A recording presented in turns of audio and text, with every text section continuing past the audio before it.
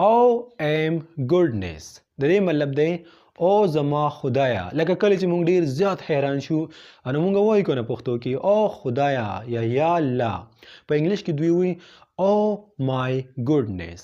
خدا هم په یاد ساتئ. څوک داسې وایي او ام جی یو مطلب دی. څوک داسې وایي او مای ګاډ او څوک داسې وایي او مای ګاش. د دې یو مطلب دی یا خدایا یا ای زما خدایا. او کله چې حیران شي نو دا ورکوټه خرګوش لاندې هغه چې وکړو چې خرګوش پولیس سټیشن کې څه کوي نو حیران شو ورته وایي او ام جی. OM goodness. OM goodness. I gotta tell you. I gotta tell you.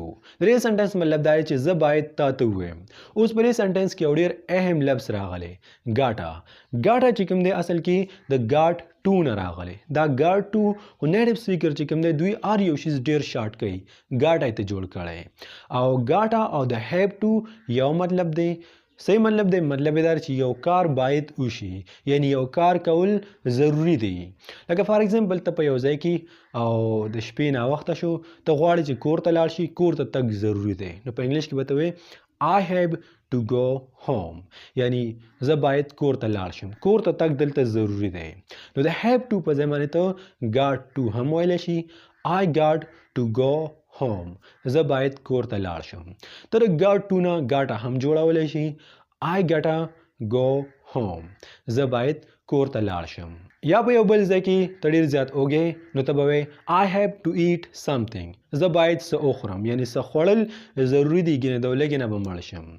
ته داسې هم ویلی شي I got to eat something. ته داسې هم ویلی شي I gotta eat something. I gotta eat something. What? I gotta tell you, you are even cuter than I thought you'd be. You probably didn't know. You probably didn't. دا didn't چې کوم دی دا اصل کې did not دی. دلته هم ته شارټ فارم جوړ کړی didn't know.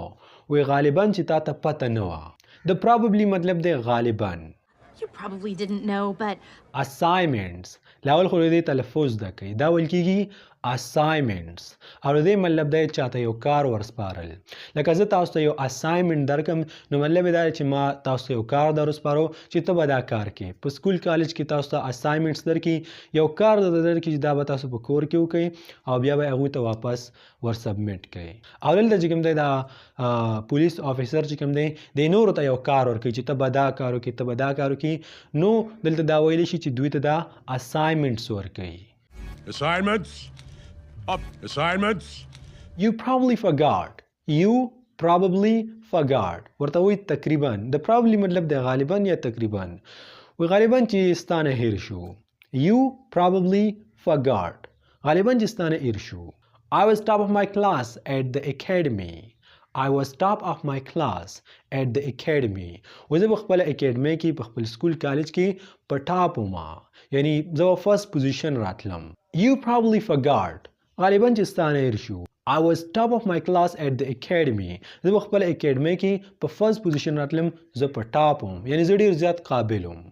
you probably forgot, but I was top of my class at the academy. Didn't forget. Just don't care. Didn't forget. Just don't care.